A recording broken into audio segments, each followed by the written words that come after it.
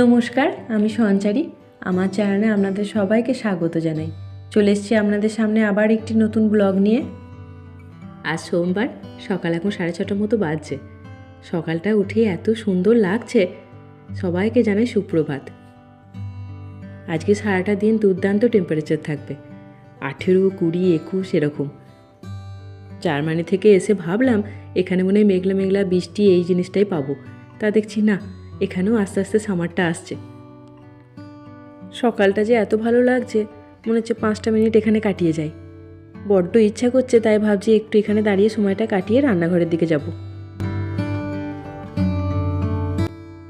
জানলার পাশে চুপ করে দাঁড়িয়েছিলাম, কিছুক্ষণ পর দেখি ছেলেটা ঘুম থেকে উঠে এসে চুপটি করে আমার পাশে এসে দাঁড়িয়েছে। চলুন ও স্ন্যাক্স বক্সটা রেডি করে দিই। এদিকে ওকে একটা ব্রেড হাতে ধরিয়ে দিয়েছি। অনিসের না এক এক সময়ে এক একটা ফলে ধরে। কিছুদিন আগে ওই প্লাম ভীষণ রকম খাচ্ছিল, প্রতিদিন ওই স্ন্যাক্স বক্সে একটি করে প্লাম চাই। এখন ধরেছে আপেলে। এখন কটা দিন টানা আপেল নিয়ে যাবে, তারপরে আপেলে এমন ঘেন্নাটি ধরবে, বাস কয়েক সপ্তাহে আপেলটি বন্ধ রেখে দিতে হবে। সব কিছু মিলিয়ে মিশিয়ে খা। মাঝখানে আপনার আঙুরে ধরেছিল জানেন, এমন পরিমাণে আঙুর খেলো, এখনও পর্যন্ত আঙুরের দিকে তাকাচ্ছে না। একটা আপেল কেটে দিলাম, আর এক সাইডে ভাবছি ওই একটু আলমন্ড আর একটু কিশমিশ দিয়ে দিই, একটা চিজও দিয়েছি। চলুন, স্ন্যাক্স বক্সটা রেডি হয়ে গেছে। আজকে ওকে আলুর পরোটা পাঠাবো। ব্রেডটা দিয়েছিলাম, সেটা তো হয়ে গেছে খাওয়া। এবারে এই 1 কাপ দুধ ওর হাতে ধরিয়ে দিই।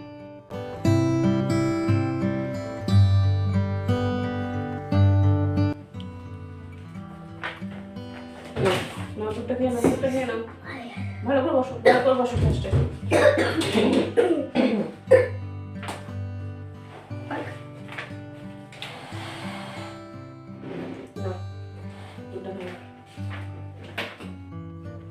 চলুন এবার আলুর পরোটাটা ঝটপট বানিয়ে ফেলি। ওদিকে ওকে দুধটা ধরিয়ে দিয়ে এলাম। রাতের দিকে আমি আলুটা বানিয়ে রেখে দিই। সকালের দিকে উঠতে মাঝে মধ্যে না খুব দেরি হয়ে যায়, সেই জন্য বড্ড তাড়াহুড়ো লেগে যায়। আর যদি রাতের দিকে কখনো রুটি হয়, সেখান থেকে 3টে আপনার নেচি মতো তুলে রেখে দিই। পরের দিন অনেককে রুটি বা পরোটা ওখান থেকেই করে দিই। একটু ব্যবস্থা করে রাখলে কি হয়, মাথার ওপর একটু চাপটা কম থাকে। সকাল সকাল ঘুম থেকে উঠিয়ে দেখবেন তাড়াহুড়ো করা খুব মুশকিল হয়ে যায়। তারপরে ছেলেটা নয় আজকে উঠে পড়লো, অন্যান্য দিন তো ওকে তুলতে গেলেই 10-15 মিনিট ওখানেই চলে যায় জানেন। তারপরে তো সেই উঠে বসেই থাকবে, ঠেলে গুজে ওয়াশরুমে পাঠানো, খেতে বসানো, ওর পিছনে যে এতটা সময় দিতে হয়। তাই ওই আগের দিনই ভেবে রাখি যে পরের দিন টিফিনে কী পাঠাবো। আর যদি একটু ব্যবস্থা করে রাখা যায় তাহলে ওই আগের দিনই একটু করে রাখি। এই আলুর পরোটা আর সাথে করে একটু গ্রিন চাটনি পাঠিয়ে দেবো। 3টে মতো নেচে তুলে রেখেছি, 2টো পাঠাবো ভাবছি, আর একটা ওই ওকে স্কুল দিয়ে আসার পর আমারও ব্রেকফাস্ট হয়ে যাবে। আজকে আসলে ওর বাবা ঘর থেকেই অফিস করছে, তো আসার পর দুপুরে রান্না বান্নাটিও আছে। সকালের দিকে ও দিতে যেত, কিন্তু ও সকাল সকাল একটা মিটিংও পড়ে গেছে, সেই জন্য আমাকেই দিতে যেতে হবে।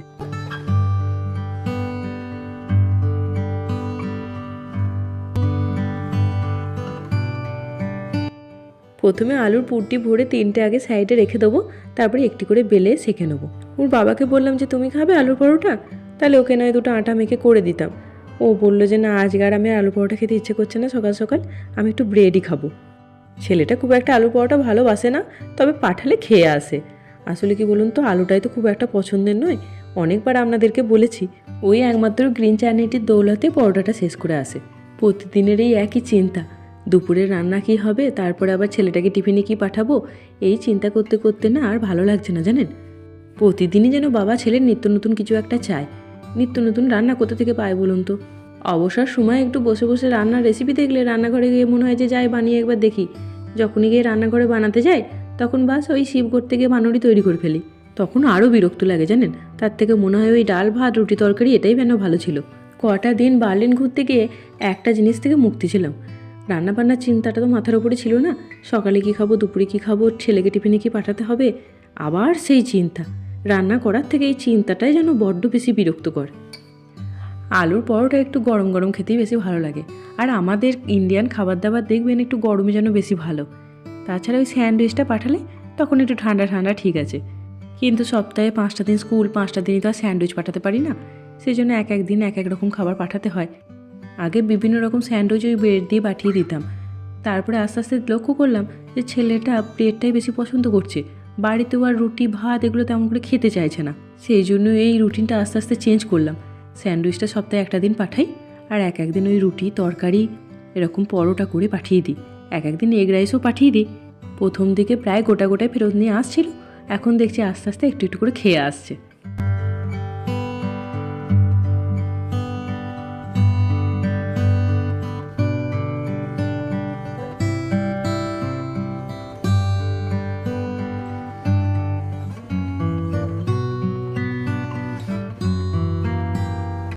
জ্যাকেট পরে আমি একদম রেডি, আর এদিকে ওকে দুটো পরোটা দিলাম আর ওই গ্রিন চাটনি দিয়ে।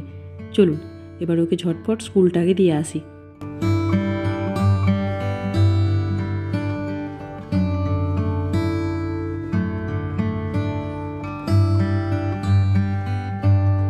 চলে এসেছি বাস স্টপে, আর বাইরেটা যে কি দুর্দান্ত লাগছে দেখতে, সূর্যের আলোয় চারিদিকটা যেন একদম ঝলমল করছে। বাস আসতে এখনও 2-3 মিনিট মতো বাকি আছে, এইখানেই সেই জন্য সবাই মিলে ওয়েট করছি। আজকে যেমন রোদ্দুরটি দিয়েছে তেমন আপনার একটু হাওয়া নেই। আর এই দেখুন ছাদে বলি হনুমান, এটি একটি ল্যাম্প পোস্ট, ওটিতে এসে প্রতিদিন একবার করে ওঠা চাই। ডেনমার্কের ওয়েদারের কোনো ভরসা নেই, একটু যেই প্রশংসা হলো সঙ্গে সঙ্গে নজরটিও লেগে গেল। যেমন রোদ্দুরটি উঠেছিল তেমন আবার মেঘলা হয়ে গেল। তবে আজকে সারাটা দিন ভালোই দেখাচ্ছে, আশা করি একটু পরে আবার রোদ্দুরটি উঠে পড়বে। চলুন স্কুল দিয়ে চলে এসেছি। বাড়ি এসে প্রথমে ওর বাবাকে ব্রেকফাস্ট দিলাম, চাটাও বসিয়ে দিয়েছি। সেই সকাল থেকে মিটিং চলছে তো চলছেই, এখনও পর্যন্ত শেষ হয়নি। আগে ওকে চাটা দিয়ে আসি, তারপরে নিজের জন্য নিয়ে বসবো ব্রেকফাস্ট।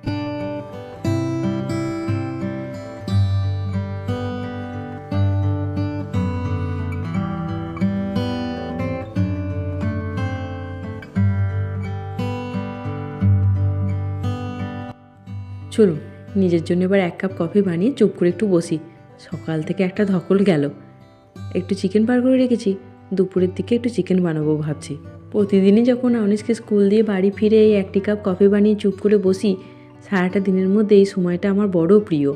এই সময়টুকু আমার নিজের মতো সারাটা দিনে যা যা কাজকর্ম করব সেগুলো একটু চিন্তাভাবনা করি, আর মাঝে মধ্যে কোনো কিছু না ভেবেই বাইরের দিকটা তাকিয়ে বসে থাকি।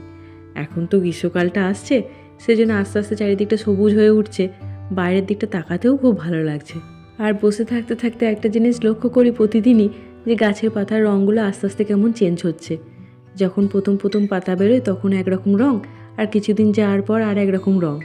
চাটা খেয়ে সোজা চলে এসেছিলাম রান্নাঘরে। কদিন ধরে একটা মূলো কিছুতেই গতি হচ্ছে না, তাই সেই মূলোটা একটু সেদ্ধ করে সব রকম মশলা দিয়েও একটা তরকারি বানিয়ে ফেলেছি।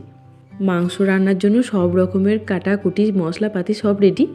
এবার ঝটপট আমি মাংসটা বসিয়ে দেব। এদিকে চিকেনটাও কেটে আমি রেডি করে রেখে দিয়েছি। চলুন রান্নাটা এবার করে ফেলি। যা চিকেন আছে দুবেলা মতো হয়ে যাবে। রাতের দিকে আর রান্নাবান্না তেমন থাকবে না, রাতে ভাবছি একটু রুটি করে দেবো, তাহলেই হয়ে যাবে। প্রথমে আলু কটাকে একটু ভিজে তুলে নিই। এখন এই আমাদের বাড়িতে হাড়ওয়ালা মাংসটা বেশি রান্না করা হচ্ছে, বোনলেস চিকেনটাতে না তেমন করে স্বাদ হচ্ছে না। আর দাঁড়ান, এই আলু কটা ছাড়াতে চারিদিকে তেলের ছিটে পড়লো, একটা টিস্যু দিয়ে মুছে দিই। তাছাড়া আপনার বোনলেস চিকেনটা না একটু ছিবড়ে হয়, অনিসের খেতে ভারী অসুবিধা হয়, ও খেতে পারে না খুব একটা। আর এই হাড়ওয়ালা মাংসটা একটু নরম হয়, ও দেখি খায় বেশ। এমনিতে ছেলেটা একটু ডিম ভক্ত, মাংসটা খুব একটা খেতে চায় না। মাছটা হলে খায়, মাছটা ভাজতেই 2-3 পিস খেয়ে নেয়। কিছুদিন আগে যে জার্মানি ঘুরতে গেছিলাম, সেখানে সব কিছুই ভালো ছিল, কিন্তু একটা বড় অসুবিধা ছিল জানেন, সেটা হচ্ছে ওয়াশরুম। রাস্তাঘাটে ওয়াশরুমের এত অভাব, বাচ্চাদের জন্য খুব অসুবিধা। যদিও বা কোথাও একটি ওয়াশরুমে দেখা পাওয়া যাচ্ছে, তা আপনার 1 ইউরো করে লাগছে। কার্ডে তো পেয়ে একদমই করা যাবে না, ওই একটি করে কয়েন লাগবে। এইভাবে কত কয়েন নিয়ে আর ঘোরা সম্ভব? সেই জন্য আমরা মাঝে মধ্যে একটু ম্যাকডিতে খোঁজ করছিলাম ওয়াশরুমে, কিন্তু সেখানেও সেই একই ব্যবস্থা জানেন, হয় আপনাকে 1 ইউরো করে দিতে হবে, নয়তো ওই ম্যাকডিতে খেলে সেই বিলটি নিয়ে গিয়ে দেখালে ওরা ওয়াশরুমে অ্যালাউ করবে।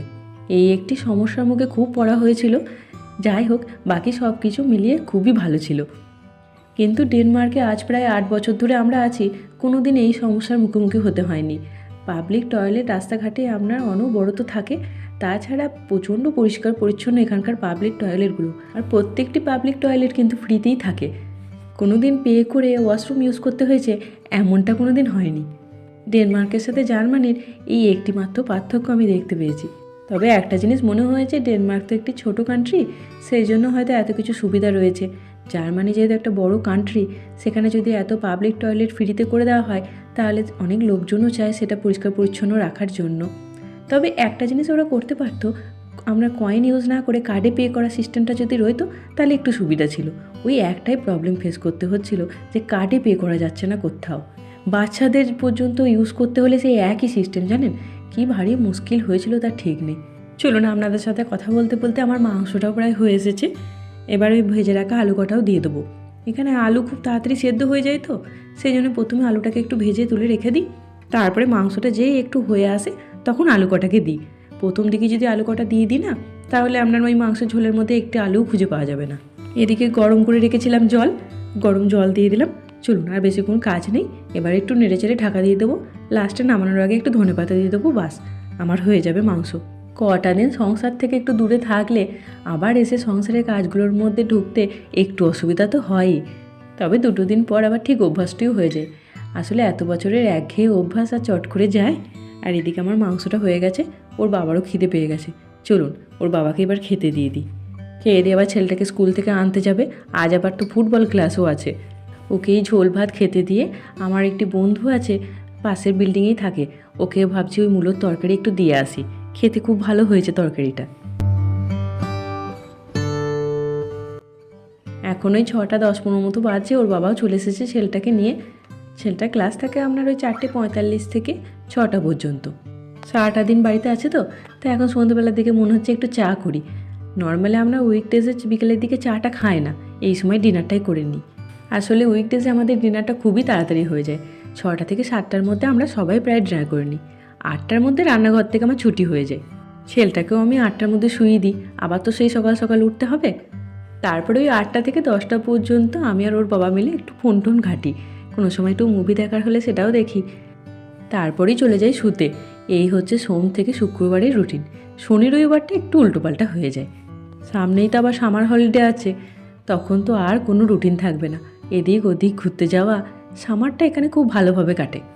আগের বছর সামারটা একদমই ভালো দেয়নি, পুরো সামারটা জুড়ে বৃষ্টি আর বৃষ্টি, মাঝে কটা দিন একটু রোদ্দুর উঠেছিল।